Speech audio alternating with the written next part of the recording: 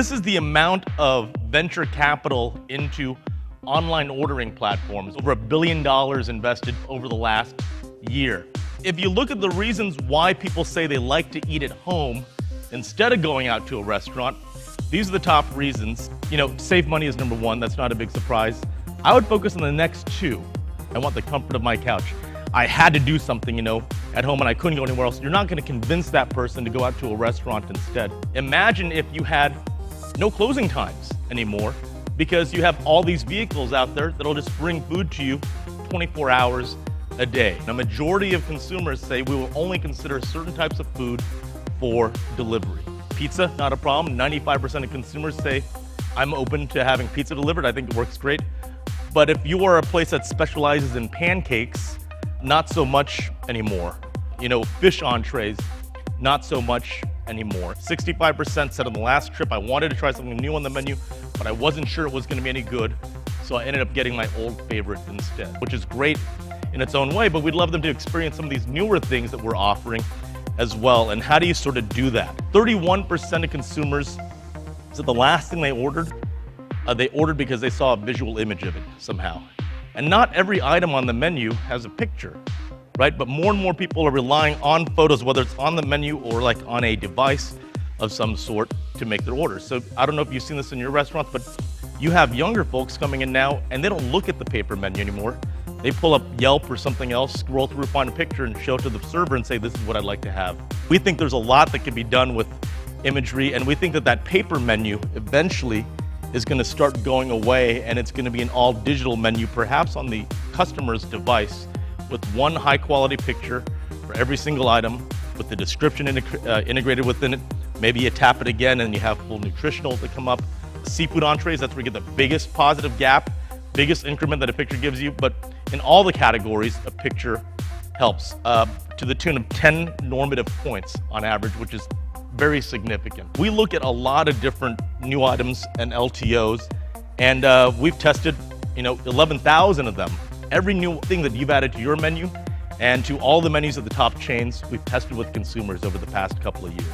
61% of chains do a minimum of 11 LTOs per year. The question is, are there certain characteristics that menu items have that are in that upper echelon, that 70th percentile or better, that are more common there than they are across all menu items as a whole? And the answer is yes. These are the things that we found. One, a lot of build your own items are there. So I don't know how many of you have a build your own menu platform. Reimagined or upgraded foods, things that are already familiar to consumers but done in a new way. Those items typically also have some sort of a story behind them. It's not just the menu item name and some ingredients, but there's some sort of narrative to the actual description of the menu itself.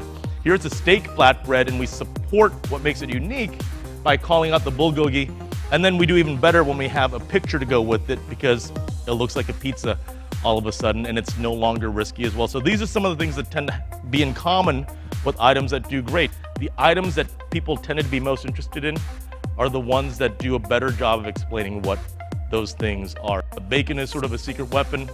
The average purchase intent of a item that does not have bacon is a 48. Items with a bacon are an unprecedented 66, which is much, much, much higher. 2016 is the year where we really see a ton of movement in charred ingredients, whereas it might have seemed a little too progressive in the past. It's probably appropriate to start considering it for your menu if you haven't already. What we're seeing now is the next generation of savory, where things are not just being accented by savory flavors, but transformed by savory flavors. You have cheese and ham and eggs in an oatmeal, right? Pretty different than what the typical consumer is probably accustomed to. Avocado is one of the ones that's been particularly trendy over the past few years, but we see pear and gorgonzola popping up in places, goat cheese ice cream, and even foie gras ice cream. The UN declared 2016 the International Year of the Pulse, so that's probably a pretty good organization to have behind you if you're a trend. I guess to the average consumer, you just think of them as beans, but lentils are up 70% over the past decade, used in a lot of different things,